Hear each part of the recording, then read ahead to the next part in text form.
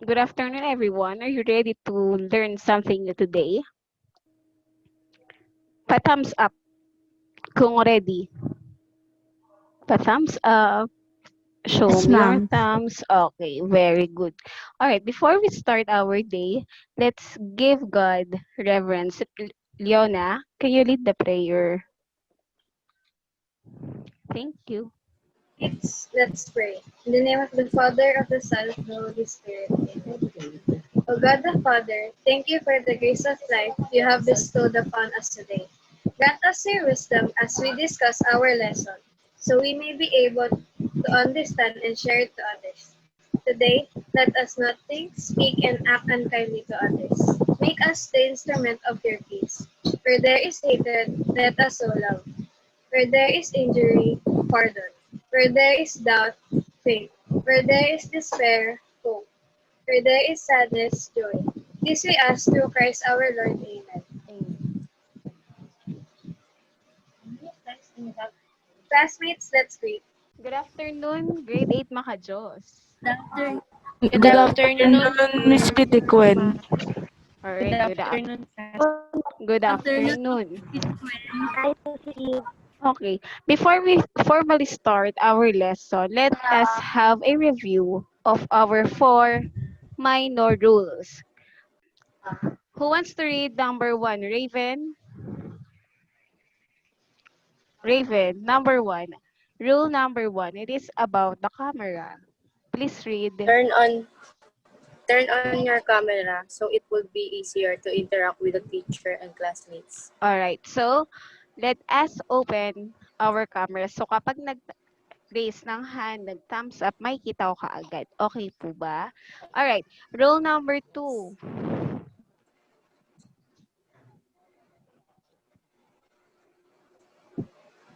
LJ.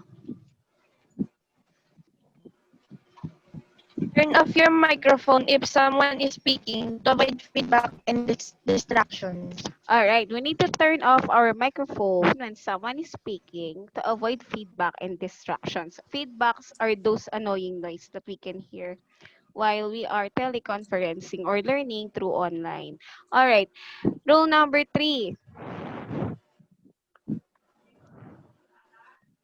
Rule number three.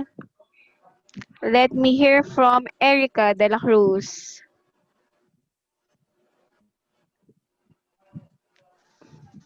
Turn on Number, your camera. okay. Four na pala. Turn Ah, chat box. Okay, alright. Okay lang. Asa na si ano? Rule number three is also use the about, it is also about microphone. Alright, it is turning on and turning off your microphone. Alright, number four. Sino yan? Number four.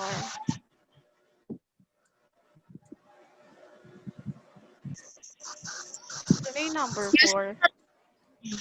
use the Erica, ma'am. chat if you want to answer in another way aside from the microphone. Alright, very good. We need to use our chat box. If you want to answer in another way aside from the microphone, you can also send your questions through our chat. Can you see your chat box from Zoom? Yes, ma'am. Okay, you can use that later on. Alright, are you ready to learn something new today? Yes, ma'am. Oh, Yes, ma'am. Yes, okay. ma'am.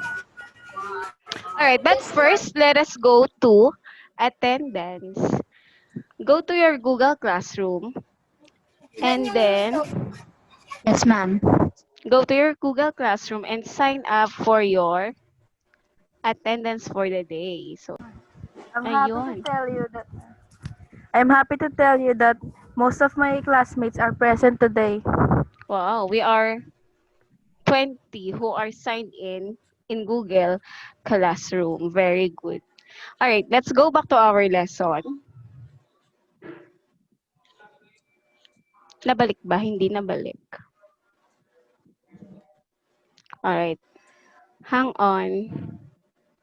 Let's go back to our PowerPoint. Before we start, our first activity for the day is a combination of a review and a revelation or revealing of our lesson for today.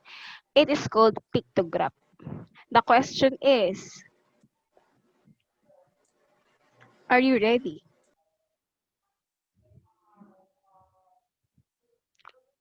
Let's have the countdown. Five. Okay. Plus ing plus 2L. Ano kaya yon? Mark, ing, and Mark, 2L. mark, Marking tools. Okay, marketing marking tool. tools. Again, if you want to answer, raise your hand. Am I Yes, ma'am. understood? Okay.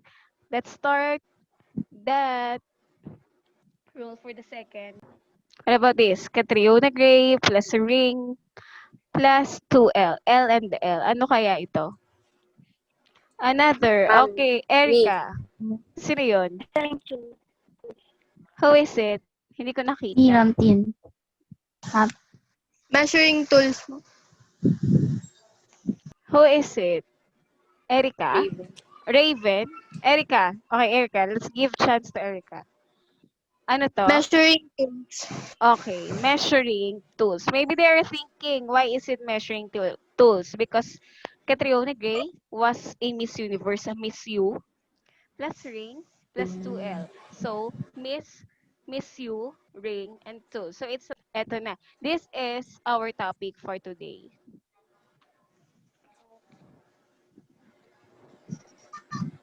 Adrian. Cutting tool po, ma'am. Alright, very good. Cutting tool. Bakit naging cutting tool, Adrian?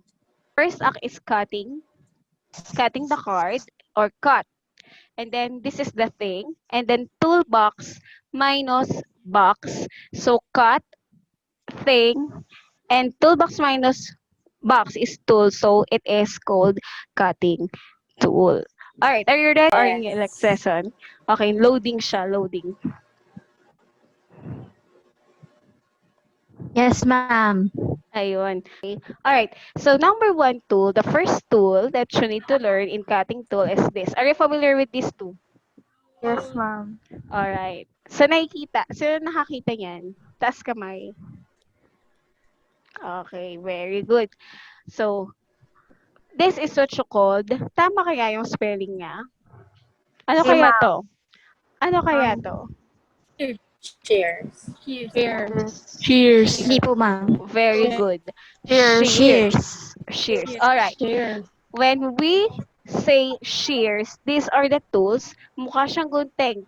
These are scissors but is specifically designed for cutting fabric only. Again, pang tela lang kapag sinabing shears. Naiintindihan po ba? Can you cut Yes. the Yes, ma'am. paper? Pwede ba No. yung papel? Yes, ma'am. Very good. No. No. No. Kasi it is specifically No, ma'am. designed for cutting fabric. Okay, very good. Next. This is a shear, but it is a type of shear. Ano kaya ito? Mommy. Who is it? State your name. Raisa. Raisa. Alright, Raisa, what is this? Bent-handled dressmaker shears. Alright, very good. Bent-handled dressmakers shears. Alright, pakibasa nga, Raisa. Please read. These are made of quality steel and hold sharp. Cutting edge shears have the length of 7 to 12 inches and satisfactory for most apparel fabrics. Very good. Alright, another type of shear. Have you seen this? Familiar? Ano kaya meron dyan? Pinking shears. Okay, can you see my drawing on the screen? Pinking shears. Very good. Pinking shears. Alright, pinking shears have zigzag or sawtooth edge. Ito, sawtooth edge. Alright, saan ginagamit to? Nakakita na nito? Sa bahay. Sino meron sa bahay? O kaya sa bag? May nakita ko nito sa mga bag nung iba.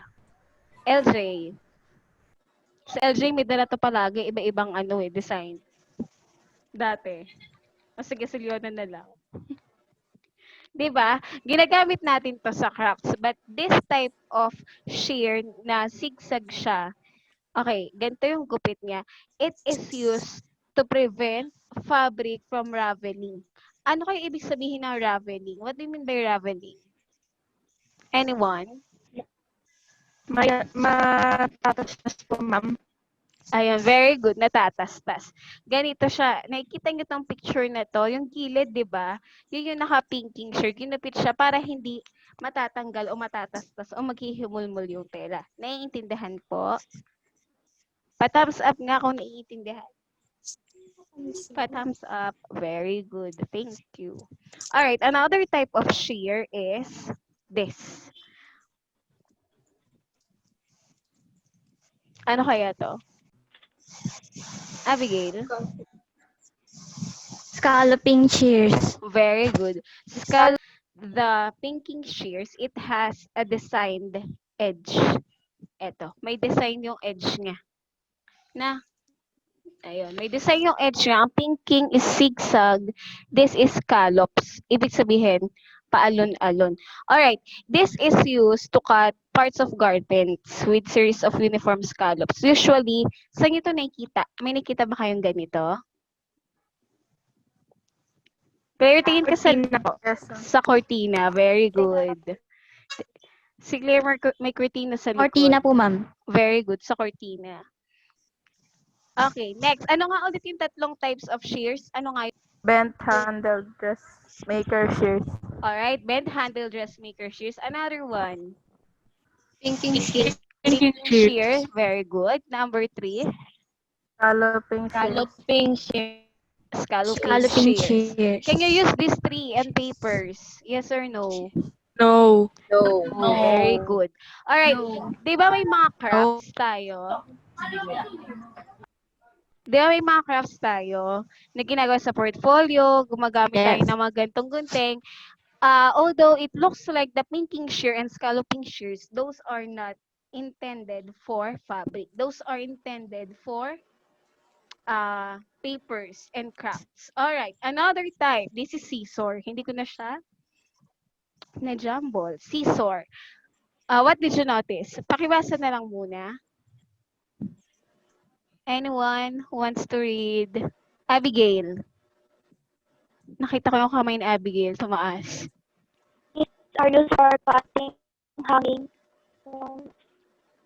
edges, fabric, or cincturing hairs, and other purposes. It may be made of glass with metal or metal. Alright. These are used for cutting hanging threads, excess fabrics of a seam, trimming hair, and other purposes. Did you know the difference between scissors and shears? Sino nakakaalam? Taas kamay. May nakakaalam? Anyone? None? Alright. Let my avatar teach you the difference between a scissor and a shear. Okay. Scissors versus shears. Okay. Scissors have shorter blades and handles of matching holes and are centered. Nakita niyo yung gunting? Di ba pareho yung hawakan niya? Tama? Dalawang bilog. Alright, while the shear, Malaki yung isang. yun, very good. Malaki yung isa. There are different size of, ang taga sa inyo, holes and blades, and blades are to one side used for cutting fabric. Scissors, kahit saan, sabi nga doon sa definition kanina, and then yung shears, para lang siya sa tela. Okay po ba? Naiintindihan po? Yes. Okay, very good. Okay, this is another type of Ma'am. scissor. Who wants to guess or reveal? Sheng Sheng.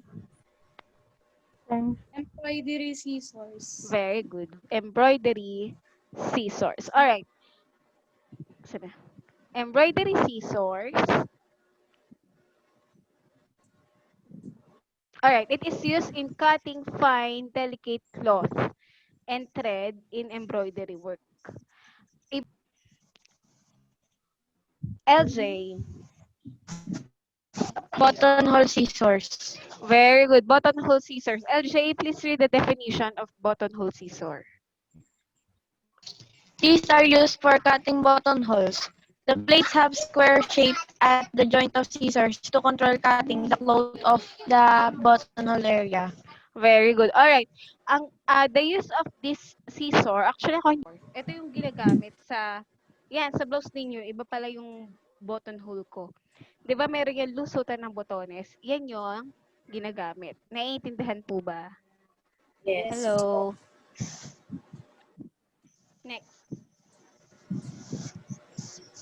All right. There are rules in using scissors. So the last scissor is the buttonhole scissor.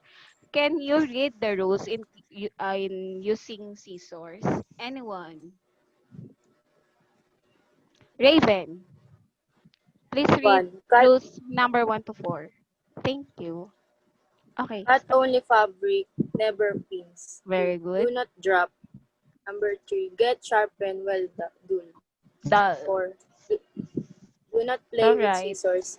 It is a hazard. All right. First rule, cut only fabric and never pins. Bakit kaya fabric lang? Anyone? LJ. Baka po mapurol yung gunting. Yes, very good. T-cher. Very good. Do not drop. Hindi mo rin siya pwedeng ibagsak kasi 'di ba yung pinaka matulis yun. Pwedeng maka-aksidente and madideform din. Makasaksak. Baka makasaksak. Very good. Kaya sabi nga no number 4, do not play with scissors. It is a hazard. Number 3, get sharpened when dull. Bakit? Anong ibig sabihin ng dull? Mapurol. Mapurol. Very good. Mapurol, hindi marupok. Iba yung marupok sa mapurol. Sabihin ng mapurol, it can no longer cut anything. And kapag nangyari yon, you can sharpen your scissor using emery board or steel or even yung scissor, igaganon mo siya sa bote. Dalawa. Hindi. Sa bote, igugupit-gupit mo siya sa bote ng coke, yung coke na bote, yung babasagin. Yun, pwede na siyang tumalim ulit. Alright. Okay, so those are the different rules in using scissors. Now, this is another type of cutting tool. Ano kaya to? Have you seen anything like this before? Sino na nakakita na? Yes. Yes. Alright. Ano kaya to? Raisa. Rotary cutter. Rotary Cutter. cutter. Alright, very good. Cutter. Yes. Okay, rotary cutter. It is an adaptation, yes. It is an adaptation of giant rotary cutter used by garments industry. So mukha siyang, it works like a pizza cutter and looks like a pizza cutter. This rotary cutter, this can be used by right-handed and left-handed people. So itong circle na to, this is the blade that will Yes po, cut ma'am. the fabric. Meron ako nito pero maliit lang. Maliit lang. Ganito lang yung kanyang blade. Alright. Warning. Alright, ito yung warning. When you are using the rotary cutter, you can be seriously hurt by the blade of the rotary cutter. The blade is a razor blade and very sharp. Dahil blade nga siya, para siyang yung pangtastas na blade na Gillette na nabibili. Parang yung box cutter na gano'n. Para siyang gano'n pero pabilog. And if you cannot use the rotary cutter safely, you will not be able to use it anymore. For example, na-drop mo siya. Since manipis lang yung blade niya, may tendency na ma-dent. Ibig sabihin ng dent, mapigtasan. At kapag napigtasan yung pinaka-blade ng rotary cutter, kapag dinaan mo siya, doon sa pinaka-fabric, eto, for example, this fabric, kapag dinaan mo siya dyan, hindi na matutuloy-tuloy yung cut. Instead na for diretso, instead na diretso yung cut, nagkakaroon na ng laktaw-laktaw. So, hindi na magiging smooth. Naiintindihan po? Naiintindihan po? Yes, Yes, ma'am. Okay po. Opo. Okay. Balik tayo Yes, sa ma'am. next type of tool. Ay, teka lang. Ano nga ulit yung two types of scissors na kanina? Embroidery Caesar, at saka Scissors. ka, cutting. Rotary. Embroidery Caesars. Buttonholes, scissors. Ayun. Okay, very good. Alright, next. Ito, sino nakakita nito? Seam Reaper. Very good. Seam Reaper. Maliit lang siya. Ganito lang siya kaliit usually.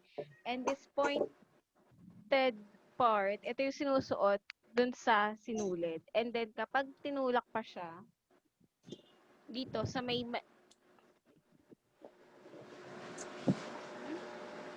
dito, ito yung pinaka-blade niya. So, dun siya yun ang pinantatas-tas. Alright. This is a tool used to rip out or remove stitches. Next. Ito, sino nakakita nito? Ma'am. Ayun, si Wilma Lynn, si Raven, si LJ, nakakita na, si Raisa. Sino pa? Teka lang. Si Leona, si Sheng, LJ. So, almost everyone, Adrian, has seen this. Anong tawag dito? Red Clipper. Red Very, Clipper. very good. Thread clipper. Alright. Saan ginagamit kaya ang thread clipper? Saan Red daw? clipper. Paggupit ng sinulid. Very good. Panggupit ng sinulid, self-explanatory. Panggupit ng sinulid, hindi pangharutan sa kaklase, sa katabi. Okay? Hindi yan pinangkukit-kit sa katabi. That is very hazardous. And baka makasakit. Sobrang tulis. Yun ang masama. Sobrang tulis. And it should not be used in fabric. Ayan o. They are not designed to cut fabric. So, my question is, have you learned anything today? Did you learn something? Yes. Yes. All right.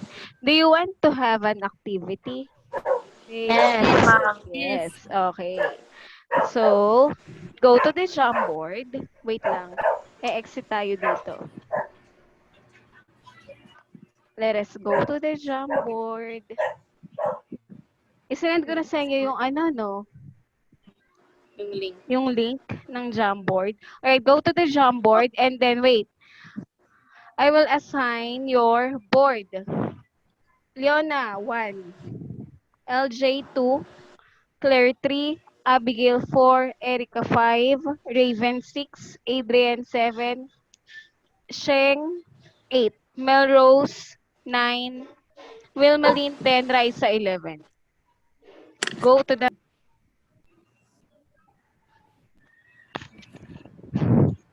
Click on that sticky note twice. Double click pala. Double click. Ayun. Nakikita ko na.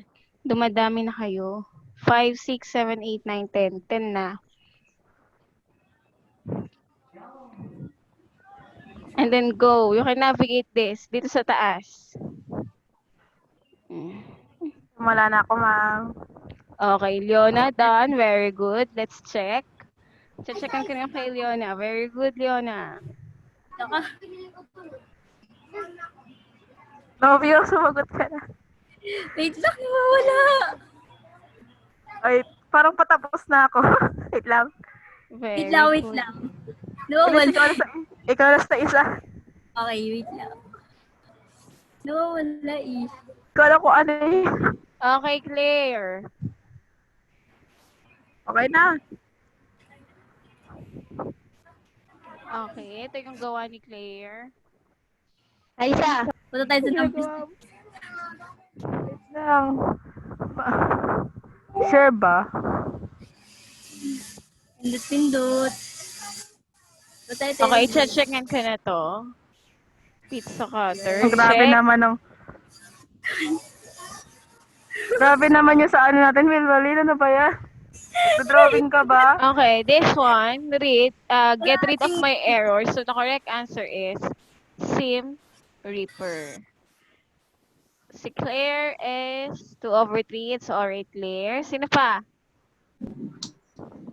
Alright, go to menti.com and then enter the code 7482013 and then answer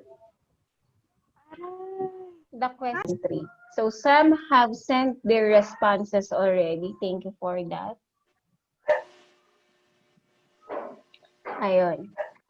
Today I learned that the different types of shears. I learned how to use shears and scissors. Ano pa yung mga sabit ninyo? The different tools for cutting fabrics and threads and how to use them properly to avoid any injury and accidents while using them. Different shears. Meron pa ba? Keep your posts coming. Hindi ko naman alam kung sino yung nagpo-post. That there are different cutting tools and they have their designated job. Very good. Ano kaya sa tingin niyo yung mangyayari kapag ginamit niyo yung isang tool na hindi naman para doon? Halimbawa, yung thread clipper. Do you think it will be satisfactory if you use the thread clipper to cut fabrics? Yes or no? No. No. No. Why? Bakit kaya? No, ma'am. No. No, kasi hindi naman siya doon gamit, 'di ba? Hindi siya doon gamit. So parang tao lang din 'yan. You cannot be compared to anyone because you are unique.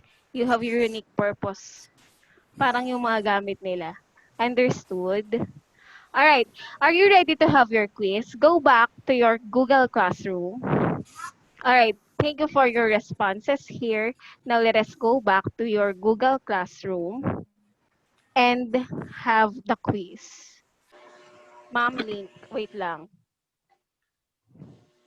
Okay, this is your classroom, di ba? This is your classroom. I'll send it. Ito.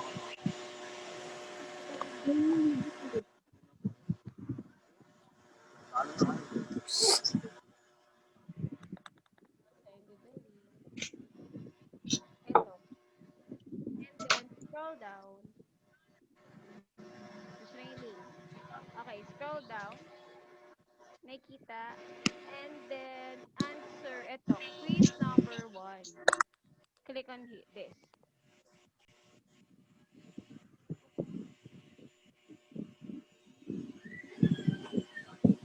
And for those classmates, tell your classmates who are not here to go to our classroom. Please turn off the mic.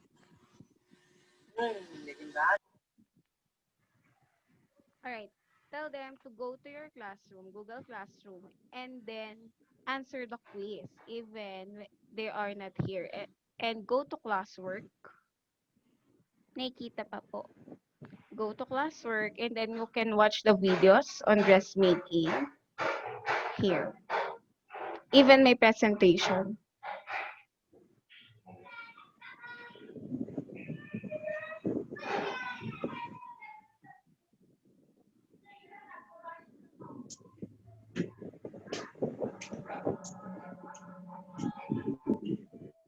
Are you done with the quiz? Let me refresh. Alright, may tapos na. May nakatapos na, 2. Yan, ma'am. Ito yung sa quiz. Binigay ko na sa inyo yung link ng quiz. Ayan. 6 responses. Very good.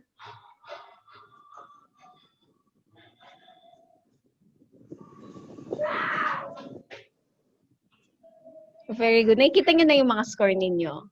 Automatic na. Hindi ako nag-check niyan. Ang nag-check niyan is the system. 7 responses na. Sino pa sumasagot?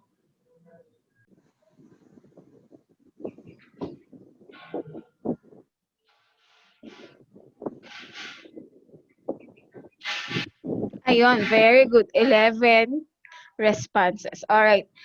That marks the end of your day.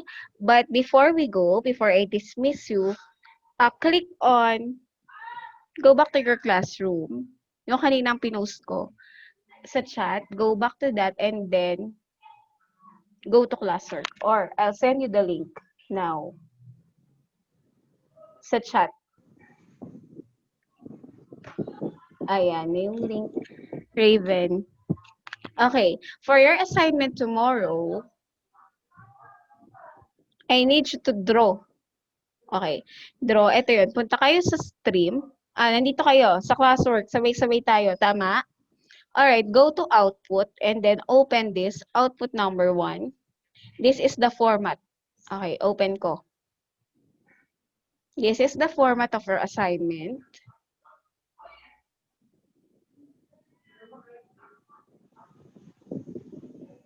Yan. 5 dressmaking tools and then its uses. So you need to draw here. And then here, on the second column, you need to write the uses of the tools drawn in the first column. Okay?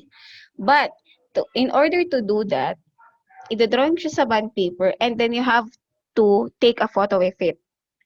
And then go back to classwork, open this, Google Forms, and then ito yung lalabas.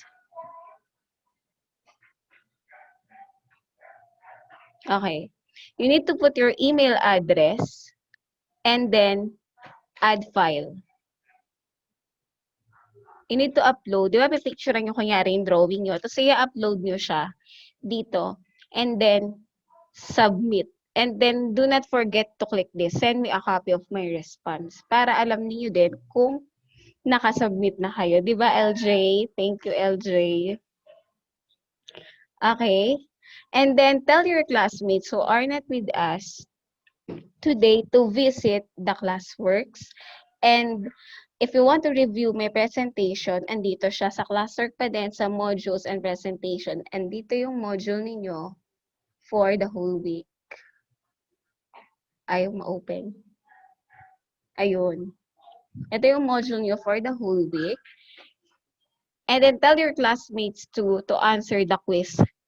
Those who are not here with us, because we cannot blame them. Right? We cannot blame them.